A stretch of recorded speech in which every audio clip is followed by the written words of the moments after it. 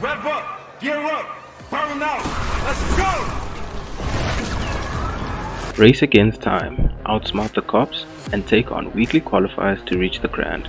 Lakeshore's ultimate street racing challenge. Pack your garage with precision-tuned, custom rides and light up the street with your style. Exclusive fits and a vibrant global soundtrack that bumps in every corner of the world. I would just like to state beforehand that I pride myself on being an above-average gamer, dipping my toes into various genres, so I do feel as though I have an opinion to be made on this game. Also, this is my first ever semi-professional game review, so bear with me and give me suggestions on what to improve on. The story.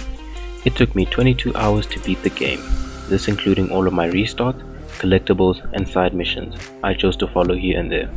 However, to fully platinum the game apparently takes 51 hours on average, which is just too long for a racing game in my opinion, so I don't see myself going back to this game. The story itself is quite interesting though. A betrayal revenge story following 4 characters who make you feel involved and wanting vengeance yourself, mainly told throughout cutscenes during big events, as well as calls you get just driving around. The voice acting is quite decent too, you can't expect much from a racing game. The dialogue though was very cringy and trying too hard to fit in with Gen Z, throwing around overused TikTok slang terms like yo, bro, and bruh in every other sentence. Yeah, I was like, yo, bro. And yo, check this, bro. He was all like, if you know, bro. And you know what I said? Bro! As for the soundtrack, expect your hip-hop and rap tracks to feature, with A$AP Rocky having a great presence in both the music and story, as later on you do get to race him as a common NPC racer, win his car, and hear his story and monologue, which were heartfelt. You say it pays the cost to be the boss, right? Let's show him who's in charge. It's the takeover. The gameplay. As far as character customization goes, you're given a couple presets you can change around to your liking, with plenty of options to go around. The target audience and character designs are all very modernized, with the fashion style being centered around streetwear, hypebeast surfer bro, drug dealer, hippie styles of clothing, with a few name brand pieces. The biggest standout feature of Unbound is the anime graphics and character designs, very reminiscent of Spider-Man Into the Spider-Verse and Across the Spider-Verse. While you can however choose default bland tire smoke, I found myself getting used to it and starting to like it actually, because I started to use it as an indicator of when I was entering a drift, had my Nitro full, got a perfect rev start, etc. It's a very different and unique approach, setting the game apart from its competitors such as Forza and Gran Turismo, which strive for realism. There is however this weird balance as the cars and environment are made to look realistic but the graphics are cartoony, yet it works. Now for what most of you are here for, the car choices. Unbound has quite the large collection of cars, 147 to be precise, with some having absurd price tags, others are locked behind annoying challenges. The car designs themselves are spot on with exceptional attention to detail. As for car customization, it's quite good, with options to buy full body kits or specific cosmetics such as spoilers and rims or horn sounds and tags, the anime graphics which mainly just change up the colors. Wraps and paint are free to change and apply, with a lovely community feature to rip designs from other players within the game and a library system to change to previously equipped wraps. Further free customization involves being able to change the sound of your exhaust system to your liking with options to make it sound rawer, muffled, etc.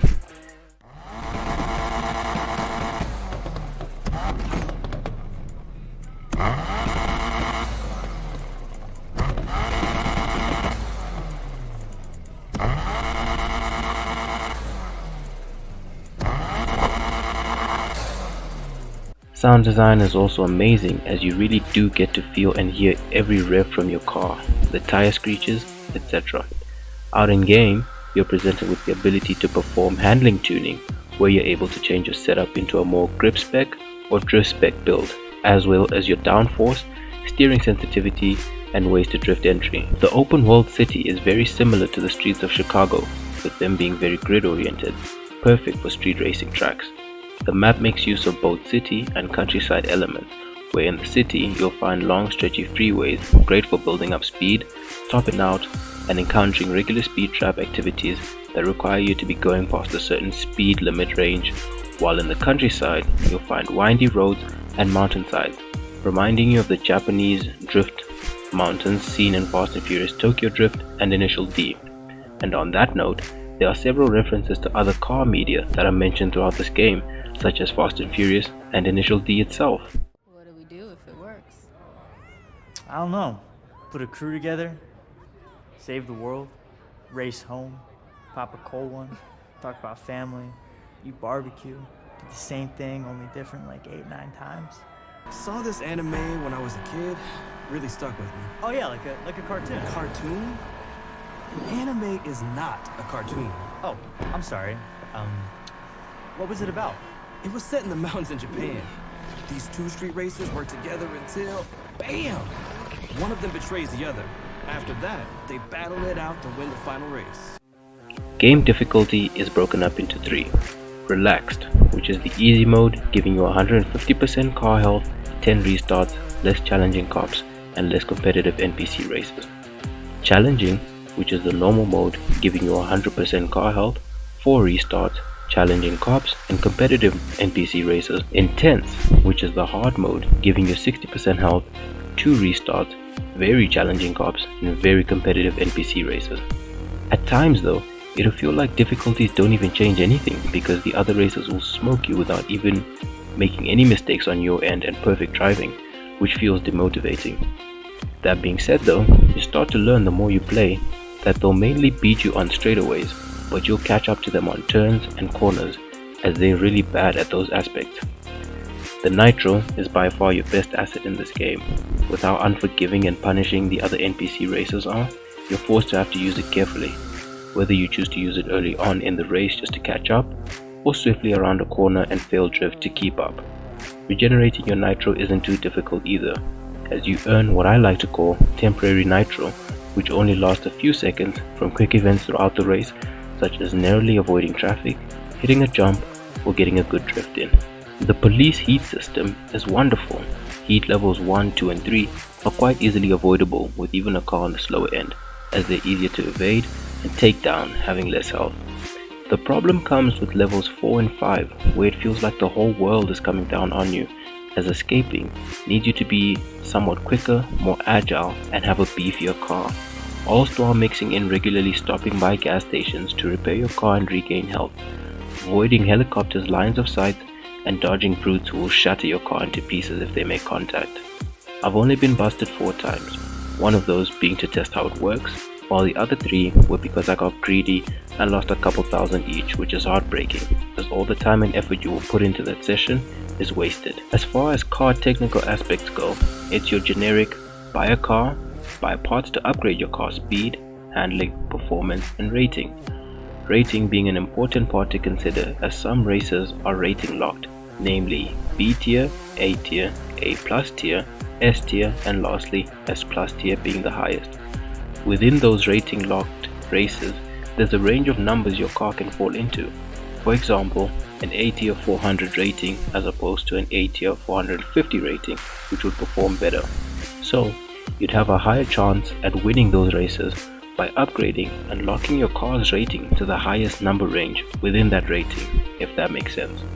Sessions are broken up into day and night cycles, where you'll find lesser heat and lesser paying events during the day, and higher heat, higher paying events during the night. Heat accumulated during the day carries over into the night, so deciding how much you want to carry over becomes a factor you have to start considering, as this affects your difficulty when moving from meetup to meetup. As you progress through the game, more and more races will start to require an initial heat level and higher buy-ins, so it's possible to lose a lot of money very quickly. In the start of the game, expect to lose a lot. The nice thing being that you can still make money with the system of side betting, where you place money on who you think you'll beat position-wise. With restarting races, however, don't expect to spam them because you're limited within your difficulty. Me playing on normal means I was limited to 4 restarts per session, not per race, which makes it all the more important to know when to restart and when to just swallow your pride and your wasted buy-in and just move on to the next race. Early on, the game is a grind and feels like working a 9 to 5 because not only do you have to make enough money to buy a good car and parts to upgrade, but also meet enough for the race buy-ins, the qualifier buy-in and garage upgrades. The game is extremely repetitive, as it's a 4-week tournament with 6 days leading up to each qualifier taking place on Saturday. That meaning you have to do 48 sessions in total, excluding repeats. The game is pretty much racing and there isn't much else to do.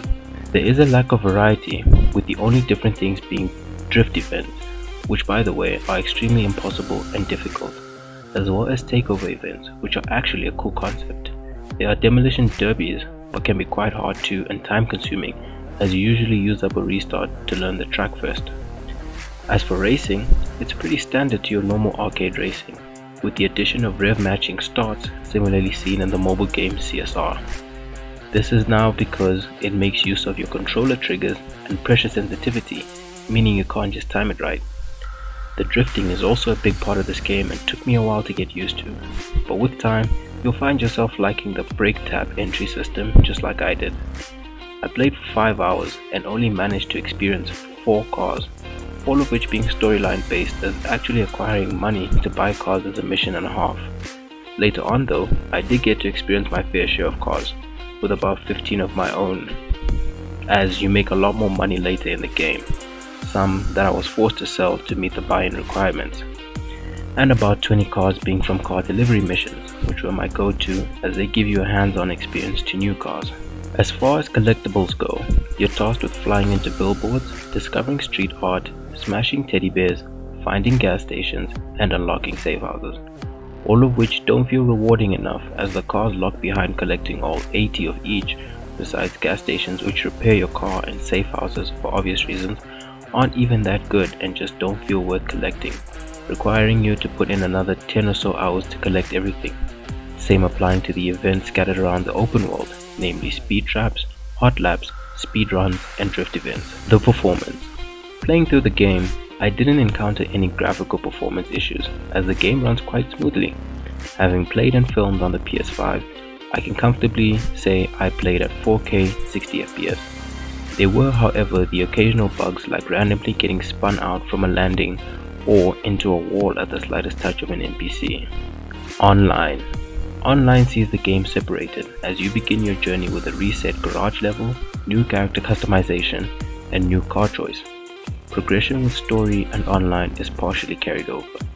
Money and upgrades are kept separate, however free cars you obtain in story mode cross over to your online garage, even the ones you sold, allowing you to sell them and have some money to start your online journey. I myself was unable to find a game, maybe because I'm playing the game a bit late, but the loading times just weren't ending and I didn't have the motivation to go through all that grind again. Finally, the verdict. The game is good.